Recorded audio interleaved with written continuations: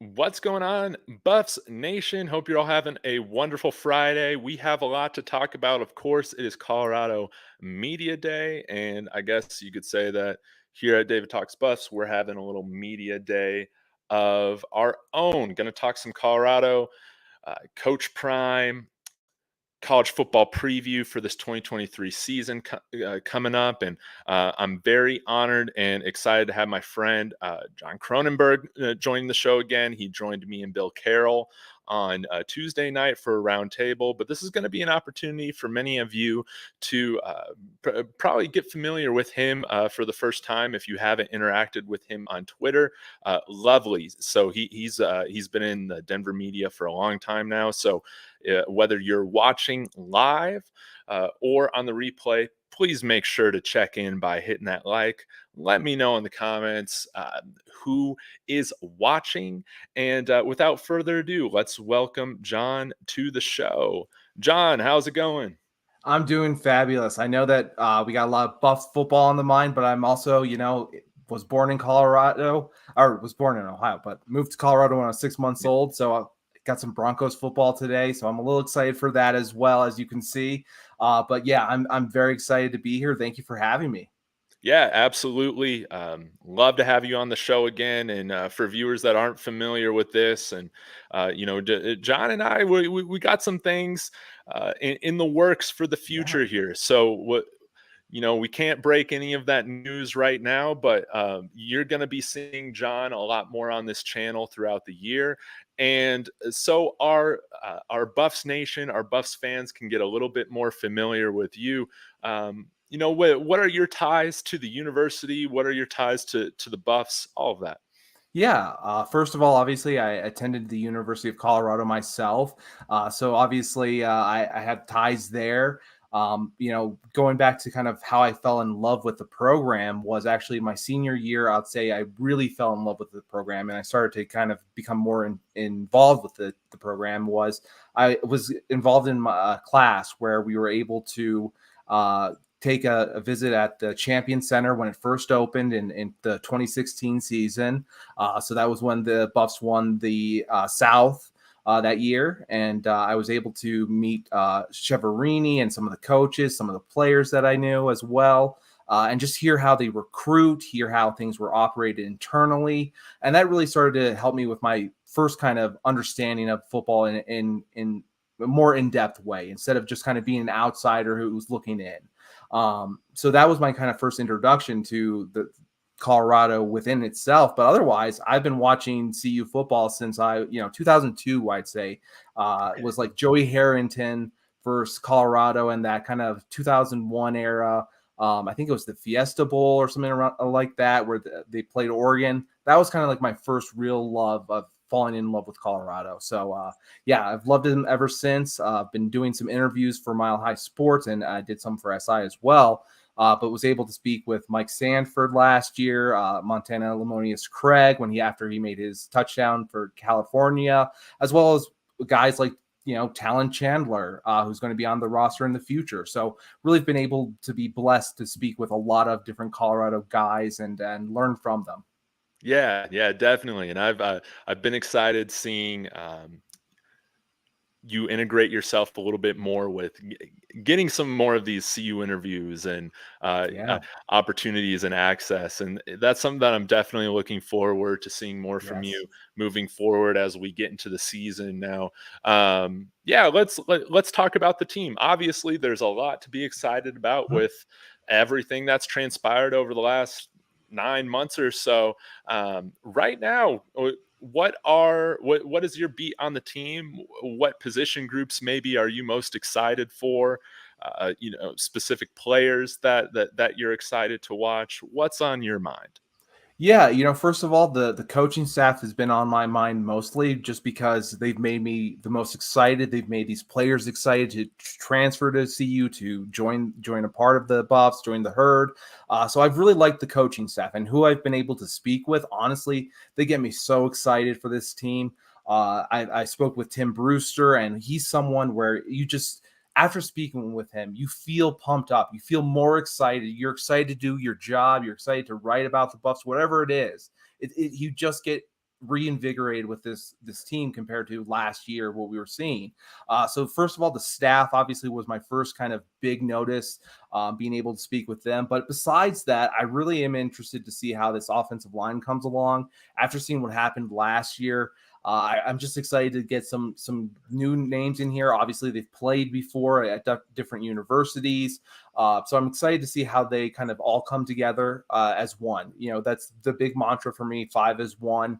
I really do like watching an offensive line. I feel like they're the first guys up there. They're going to protect your quarterback. They're going to lead kind of your offense. So that's kind of where my mindset is right now, is watching this offensive line come together as one.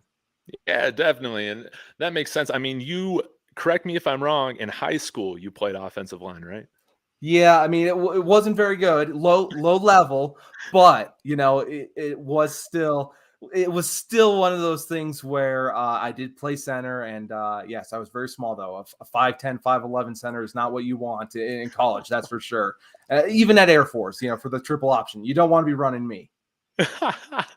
Well, yeah, the offensive line I think is one of the pieces that I'm most interested to see, kind of how they gel, how they come together. It's been great to see some holdovers like Jared Christian Lichtenhan, Yes. Tank, and a few of these other guys on the team kind of get recognition right now. Yeah, let's talk about this offensive line. Where do you think their strengths are right now, and where would you expect maybe the areas of growth and improvement to kind of show throughout the year? Well, I'm expecting, Van Wells to see a vast improvement from him. Honestly, when you have that freshman year, I expect growth. Honestly, and with this new staff with Bill O'Boyle, I think he'll fit in well, and I expect him to kind of be one of the pieces to stay kind of for the mainstay going forward. I know that Talon Chandler is going to be coming in and later pushing him. But we'll see how that goes if he's ready as a freshman. Besides that, I really like that Jack Bailey, I believe he came from Kent State. So the fact that he knows what Sean Lewis already wants, what he's expected from him, that kind of stuff, I really like that as well. So he understands what he needs to do in terms of getting his body ready, that kind of stuff with the Sean Lewis offense, which is going to be rapid fire as we all expect. So I'm very excited to see that as well with this offensive line, how they're able, to be conditioned and ready to keep up with this system. Yeah, yeah, and I think one of the things, having followed this team for years, that we've really been lacking has been that depth on the offensive line where Right. If you um, lose a guy, you're done, and you're riding with a freshman or something like that, and it is hard then. yes, yes, and I think we're in a position where particularly I feel like that right guard position is talked about a lot with Jack Bailey or Landon Beebe, kind of who's going Yeah. to be the day one starter there, or week one starter there. We'll just have to see. But I think bringing in guys like Tyler Brown, sy'veon Washington, some of the other transfers that they've brought in, I do think that they have enough to kind of have that next man up, and to where one injury I don't think is going to, make Set or the team. Yeah. break the entire offense like we've seen happen at different points. Yeah, I Uh, agree with you. I think that is something that the Buffs have lacked for a long time, and you need depth. I understand that you don't want to have injuries, but at the same time, it's a long season. These guys have to do a lot. They practice very hard versus the NFL. Injuries happen, so I expect them to have to use a depth piece at some point. So you have someone you can trust. That's huge. yeah. Now, speaking of the rest of the offense, kind of right now, what are your expectations or thoughts or feelings about the offense? I'll leave it kind of open ended for you on what you want to Yeah. hit on. Yeah, I'm very excited about this running back group. Obviously, there's a lot of different guys that can bring different things. The thought of being able to just, again, have these guys come in fresh when they have different for different situations, that just offers so much to me. If it's Smoke or Edwards, whoever you want as your kind of your choice, even if you Hankerson for certain situations. I just really like this running back group and what they offer in terms of staying healthy. Again, if someone does get hurt for some reason, or if for some reason someone is winded, you just have that great ability to let someone in immediately. And I think everyone else is pretty excited about the running back room as well. I think it's something where the Buffs can rely on early as they're starting to get used to the offense, essentially. Totally. And I think going back to, I guess it might have been the COVID year, 2020 with, man, why am I always forgetting his name? I always want to call him Jarek McKinnon, but it's Jarek Broussard. Yes. With him coming off of 2 torn ACLs and Right. winning offensive player of the year for the Pack. I mean, that offense, even though it wasn't the most dynamic, having a quarterback converted to safety, converted back to quarterback for that year. Right. It was fun to watch the Buffs play that smash mouth style football. And we're gonna get a lot of it here, especially Yeah. with I yeah. Go ahead. Yeah. No, I was just gonna say, even though Sean Lewis is going to be a fast-paced kind of guy, he's not shying away from the run game. It's just going to be a lot of those snaps going at you very fast, and you got to keep up with them. And I don't expect defenses to be have a lot of energy at the end of these games, and you can really take advantage of that at the end of the fourth quarter. Oh, totally. And having a real weapon at quarterback that knows how to uh, that can read a defense pre-snap, Mhm. that has the ability to audible or change plays is something rare at the college football level. We have that now, and I think that's what's really exciting. This isn't going to be a one-dimensional offense, and I think Right. you're going to see us put up numbers and beat teams in some different ways, which Right. I think is going to be fun. Yeah, and going back to what you were saying, like the other thing that's great about Sanders as a quarterback is that he'll be able to maneuver in the pocket well. He understands stepping up and doing those kind of progressions, when to move around. He's not going to be some guy who's just running around, kind of taking off, kind of deal. He's has his eyes down the field, so big plays will happen as they kind of happen naturally because corners can't cover someone, our receivers, for 5 seconds. That is just not expected of anybody. So. I agree. It's going to be very exciting for when they extend the play as well. And I have to go real quick here with the barbecue and football go hand in hand. They really do. Don't you agree? I mean, it's just one of those things. Every single time when you went to a Colorado game, didn't you always see tailgating with barbecue? Yeah, and yeah, it goes hand in hand, and that's That's why Big we'll 12 touch on this football. later. I don't know if it Yes, happened. I don't know what happens on the West Coast exactly. I don't know what's going on at USC. not much, not much, and it's going to be so invigorating to have that sort of football culture back associated with the university. I know we can talk about that here later in the show when we talk a little bit about some of the conference stuff, but um, let's maybe switch gears to maybe thoughts and feelings on the defense right now. I know that Yeah. obviously we have some stars coming in here. Travis Hunter is unlike anybody that we've had at this university. Right. And he's going to be a thrill to watch. We have a holdover like Trevor Woods that is really starting to get some of that recognition and notoriety, which is cool to see. We got a lot of guys that, if you're not following this program very closely, you probably don't know about them or know about maybe the talent or potential that you have. Who do you have your eye on right now on the defensive side of the ball?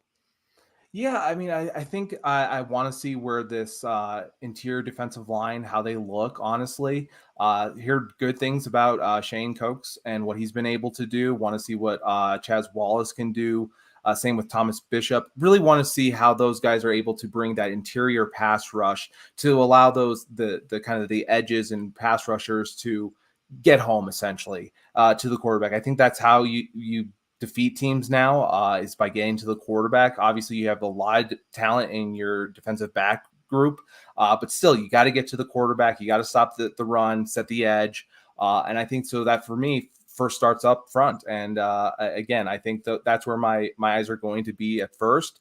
But when it comes down later to things, I think it's going to be more interesting to see how long these cornerbacks can hold their own. We've seen in the past when they've been able to cover for, let's say 3 or 4 seconds, then the guys will get home. So I think that we can expect a good mix from this entire defense, honestly, and at getting to the quarterback, and also, not allowing the quarterback to have coverage sacks as well. So it's going to be a good mix of both things going on for this defense. And I'm very excited to see how everyone kind of melds together under Kelly.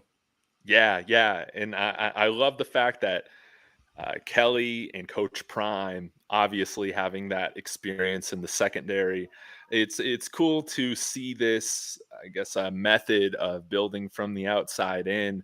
I think definitely where our secondary has been at compared to in the past, it's at a whole new level, and we're Yeah. going to be able to cover some of these other dynamic offenses. And I know with the pass rushers, we have a couple guys like Jordan Dominic or um, uh, man, why am I skipping number 9, Florida State transfer, Derek McClendon? We have him, and then after that, it's a lot of guys that have some nice twitch, that have great athleticism, and they're kind of here waiting and ready to have that moment for the first time. Who are some Yeah. of the pass rushers that you're excited about to see this year? Yeah, obviously, Smalls, I believe he's going to be playing on the edge more or less. I think he can bring some different things like that. It should be interesting again. I think Chance Main is someone to still watch for. He brings different stuff again. And again, when you have someone coming in that is kind of more of a grinder who will do play to the end of the whistle, his kind of mentality, I think that's great to have for your substitutional kind of players as they rotate in again to stay fresh. That's again one of the strong suits of this team is the ability to stay fresh, and they're building that pipeline for later as they get new talent in here for their 2024 class, 2025 class. But right now, this team is actually built very well to win now and for next year. So for me, these edges, I really do like what they can bring. I just want to, again, just see it in person more or less in some live game action. Man, yeah, and we're definitely not too far away from that now, No. thankfully.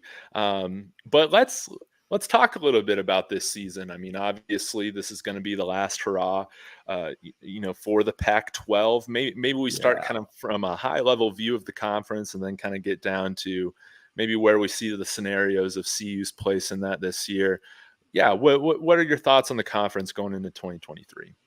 Yeah, I think this conference is pretty wide open in terms of kind of there's for 3 or 4 teams you kind of expect to be running the Pac-12.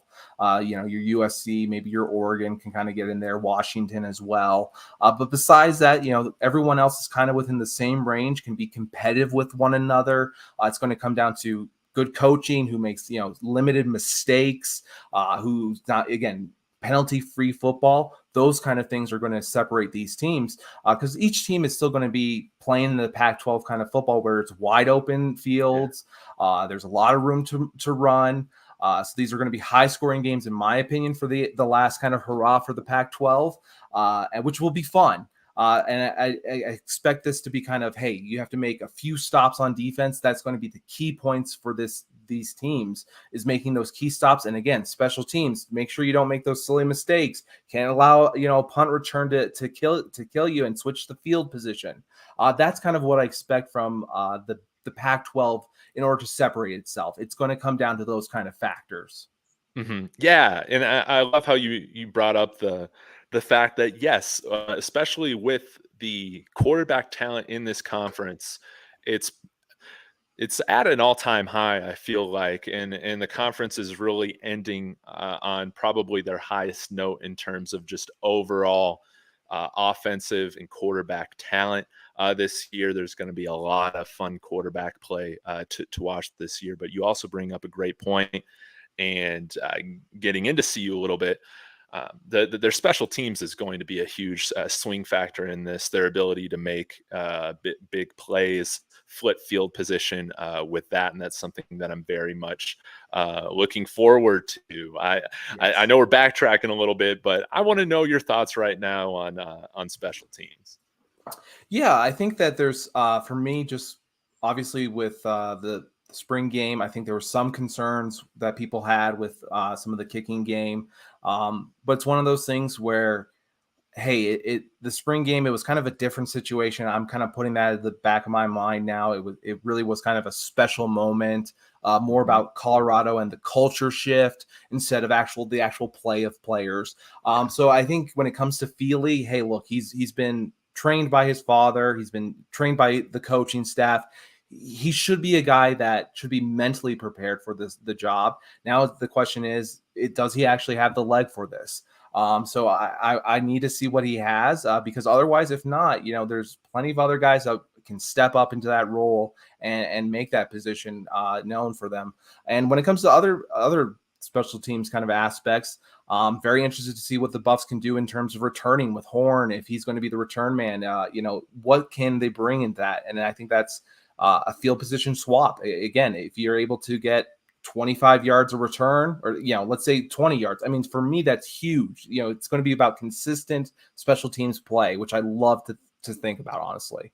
Yeah, and as a Broncos fan, where we've had probably the worst special teams in the entire NFL going back the Right. last 5 years, it's going to be refreshing. I think we're going to see a very well coached team on special teams. We got a punter in Mark Bassett that I feel like is going to do a great job, especially at altitude here for half the year, pinning guys back deep.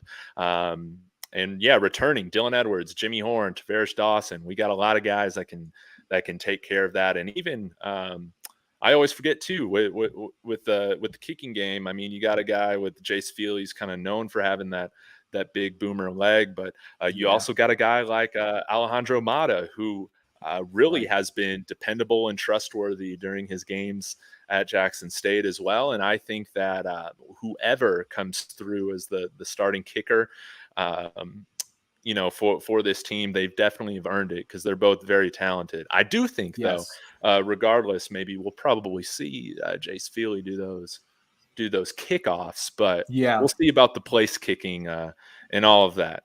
And Um, I feel like, you have a long snapper that you hopefully we won't hear about during the season. And I think that's a good thing. But, he's, I think, otherwise, I think you can trust this team. And that's going to be huge. I think that's going to be what the Buffs are going to be about: discipline. yes, discipline, toughness, mental toughness. Yes. It's going to keep us in a lot of games. I think Right. this year, and I think now gone are the days of losing to Air Force by 30 plus points. I think we should be in every game this year. I don't see why any game on the schedule wouldn't at least be competitive for the Buffs. But yeah, going back to the conference this year, kind of who are Right. who are you expecting to kind of be the top juggernauts? And maybe we play some different scenarios. What's maybe uh, or how are some different ways that you could see this Buff season playing out? Yeah, I think that the Buffs have to come out kind of on fire against TCU, really set the tone, be able to start the season on the right foot on that first game in week one. But at the same time, you can't get disappointed if you start off slow against TCU, because you have other games against you got Colorado State. You have some ability to kind of make that up after you play them. So for me, I wouldn't get too worried if they don't win off the bat. When it comes to some harder games, again, there's a lot of games where they're toss-up games, which I like. If it's a 50-50 game, I'll take those odds for Colorado compared to where they were last year, and be able to win those again by mistake-free football. That's how I see this turning out differently, honestly. Yeah, yeah, totally. And I think obviously TCU is going to be extremely anticipated, Yeah. and I think the media is going to react, on one side of the pendulum, no matter what the result is. But I think the biggest thing is seeing how this team grows and improves throughout the year. But yeah, I maybe I'm just a homer, but I am starting to find more scenarios. I'm like, man, I really do think that this team can get to a bowl game and they can win a bowl game, Six and games is maybe not yeah. without is I understand that, hey, I understand there could be a 4 to 6 win game amount. But I think it's good to start off being kind of positive. Like I said, this culture has shifted so much that I think it's good to play on the positive side on things, honestly, right now. Because Nebraska is a team that the Buffs very well can beat. CSU is a team that they can beat. There's these teams have a lot going on with them, like Oregon. I understand it's at Oregon, but hey, look, again, if you have the right system against the right team, you play the right ball, I think you can win any of those games, honestly. I understand Stanford should be very friendly for family weekend. UCLA, again, a team that is very beatable. I don't know where you could say these teams automatically lose 100%. No, no, and I think this team is going to be too well coached Yes. to where again, like I'm not a crazy sports bettor, but to me, it's just very hard to see how this team wins less than 3.5 games. I think with the Yeah, talent that they have and all that. yeah. I just don't see that. I see them taking care of business where they're supposed to. And Yeah, that's a key thing. What you have to those games that you're supposed to win, you got to go ahead and finish the job and do it. And I think they'll be able to close those out. That's I the big think thing so for me. too. And I think, as we go throughout the year, I think there really is a potential maybe for a big surprise win. Depending again, like practicing, all of that is one thing. Right. Making sure that you build that chemistry on the field, Like we've been that's talking another. about. Yeah.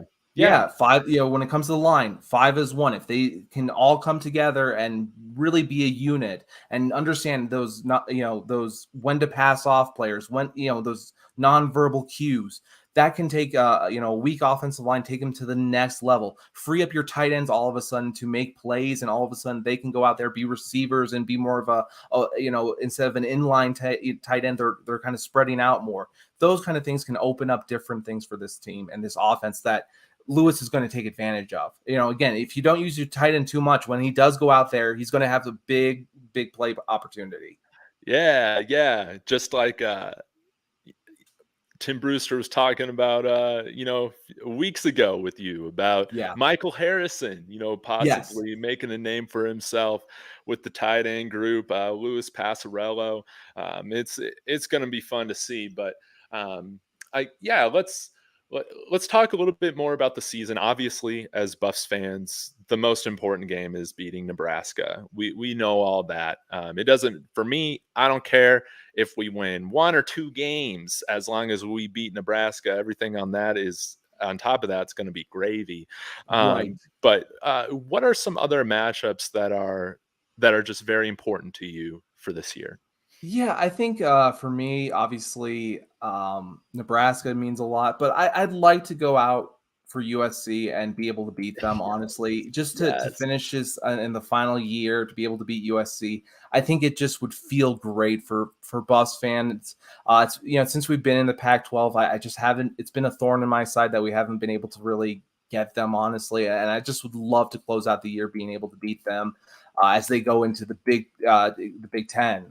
So kind of closing out there, and then for me, again, I'd love to beat Utah because I think they are a top tier team, and I think that would show a lot for the future. So being able to face Utah as kind of the final week, it's really going to be a litmus test for this team and be able to see where they're going in the future.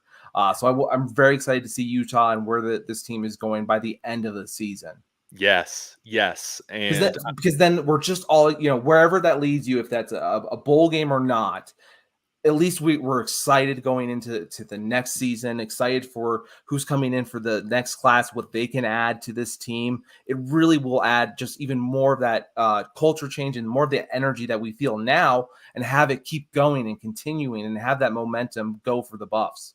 yes, yes, I completely agree. Those are also kind of the two other matchups that I would view as most important Right. for the Buffs. And I think even in 2019, when we had a fairly decent Power Five level roster, you saw that we did give USC a lot of trouble in October that year when they Yeah. came into town. And what we blow, like a 17-point lead after halftime? Yes. Michael Pittman absolutely tore us up. But I think with USC coming in here, having to deal with the altitude, we know the environment, the fans are going to be crazy. We know it's going to be well coached, and we're Yes. going to have an offense that can keep up. I think maybe for USC, their biggest concern, much like their Cotton Bowl game against Tulane, is can they stop a decent offense this year? We're just going to have to see. Yeah, and I think one thing I'm excited to see is, knowing that 36 is going to be very busy as they come into Boulder in comparison to some previous years where it's been kind of, hey, you can get into Boulder nice, and it's going to be one of those things where it's Yeah. jam packed. You're kind of locked in there, and everyone's fighting to get in, and that brings me joy a little bit. For people are going to have to get in early. I'm excited for that. I'm excited for what that brings. Man, yes. I'm so excited for the buzz, and it feels great to be back in relevancy. It Yes. feels great to have players just with a lot of great stories to root for. There are a lot of guys here that are, coming here for their next greatest opportunity, having put in the work at the JUCO level or Right. I at always can root yeah. for those JUCO guys, especially. They hold that mentality, even if they get to the next level. They always have that mentality, and those kind of, yes, exactly, culture, culture, culture. Those guys really carry that with them, even as you get to these, as you get to the Colorado level, as one of the top guys that's being looked at. You still have that kind of chip on your shoulder, and those chips on your shoulders make good football players.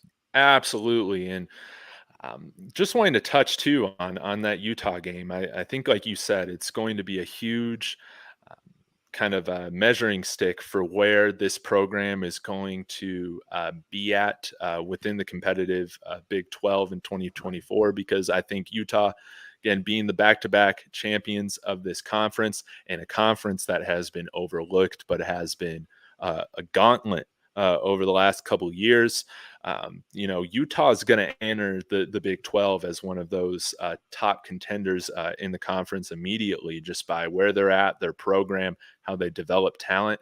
And yeah, if we are able to get a win in Salt Lake City at the end of the year, to see how this team really progresses, I think that's going to be huge for recruiting. It's going to be huge on just building into momentum into the Big 12, and that's something that I'm really excited about. But speaking about the Big 12, what what are your thoughts and emotions on all of that news and with CU's place back in it?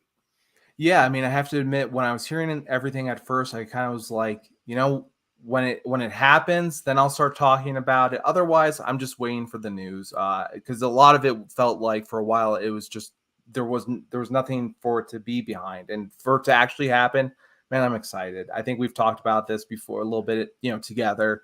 Um, it just feels like Colorado belongs in the Big 12. That's where they were before. That's how it feels like football country. It feels like the heart of the Midwest, and that's where Colorado belongs. I understand we're Boulder and we're a little bit different, but I'm excited to join the Big 12. I think it plays well for the Buffs and how they recruit, where their pipelines are from in Texas, and where they get players from in the different parts of the country. I think that plays well for them. All of a sudden, they have their players being able to travel where they're, let's say there's a game in wherever in the Big 12, their families can start to travel to those games, and that makes a big difference when a player can say, hey, look, during the season I can see my family for a little bit, that kind of thing. So I really think that's going to be big as well. Yeah, yeah. I've already loved just being able to meet so many Big 12 fans and other Right. content creators, media people. It is it's a very exciting time to be coming back, and that's one of the things that I'm looking forward to, is just being associated again with fan bases that um, are they're just fanatical, they're passionate, they care. Okay, would I want to visit Lubbock at any point in the year outside of going to a Texas Tech game? No, but when we're talking about football, that's It's a it's going to be a different great environment. Right. It is just different that way. And it's been different when you go to USC or UCLA in LA, when even when they have a team that's vibrant and playing for something, you know that the fan base isn't there and it just leaves. It feels empty. Those games feel like they're lacking something, and these games are going to have substance to them. They're going to have a lot of fans that have stakes, real stakes. These are Yeah. stakeholders. This isn't just about betting or anything like that. This is, I feel a stake in this emotionally.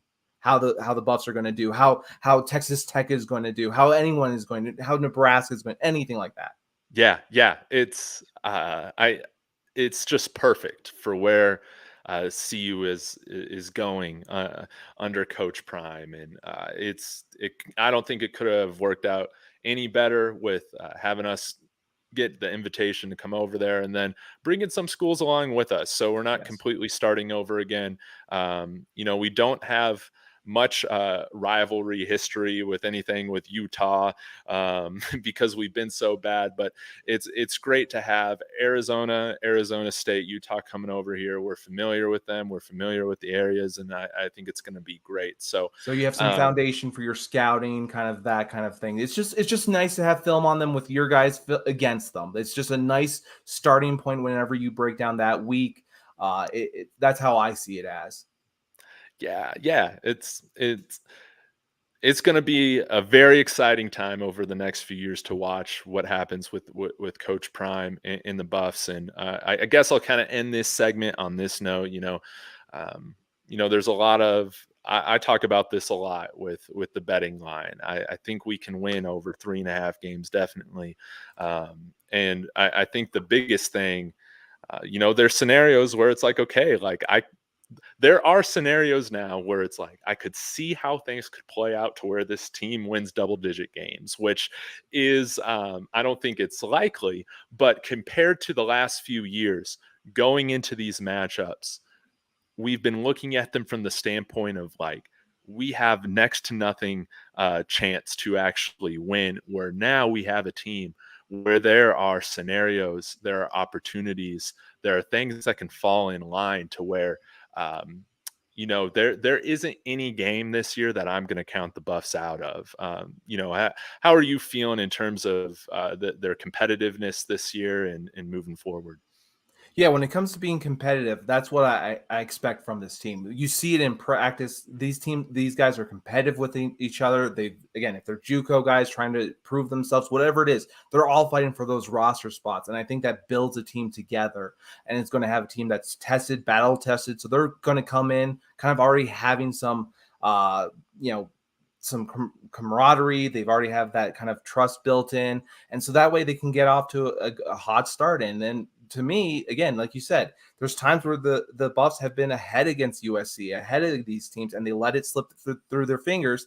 Again, I don't think the coaching staff is going to let those mistakes happen. And if they do happen, it's only going to happen once. Believe me, they're not going to tell you a second time how to fix those mistakes. So it's one of those things where I think the staff will get it right. And that's why, again, after one loss, you shouldn't be too concerned because they're going to learn and get better. Yeah, yeah, absolutely. Um, well, I guess we'll finish this off. I do have to hop here in the next few minutes, but John, man, I am so thankful that you were Thank able to you. join the show again, and I'm really looking forward to collaborating with you on a lot of content moving forward into this year. Before we sign off, please give all the fans and community here at David Talks Buffs just a little bit more info on how to contact you and maybe what things they can expect from you coming up here in the future. Yeah, so you can obviously follow me at John K NFL. Probably need to switch that last part of NFL to just football because at this point I'm covering CU, Air Force, CSU. I take all those teams, kind of speak about all of them. Building kind of a podcast for that. We'll speak about that later. But besides that, I have the Orange and Brew podcast, and you can find us at on Twitter or X, whatever it is, at orange _and _brew. And what we do is we're excited for the Broncos season. We drink some beer to go over just as fans. We talk about it, talk about the games, and just really excited for the Broncos season and football to be back. Honestly, very excited. Yes, yes, I'm thrilled about it too. And again, John, thank you so much. Thank Before I sign off, just want to give a quick shout out to everybody in the chat. We got Buffs fans here, and then also people that are fans of other teams as well. So thank you so much, Chris Cobb, Keck, Derek Hale, Mike, our honorary Nebraska fan here at David Talks Buffs. Let's see, we got a few more. We got Nicholas Braxton. I think I mentioned Chris Cobb already. Thank you all for your input. And I'm excited to go through the season with all of you guys watching right along with us. So until next time, thank you all. And as always, go Buffs. Let's go Buffs.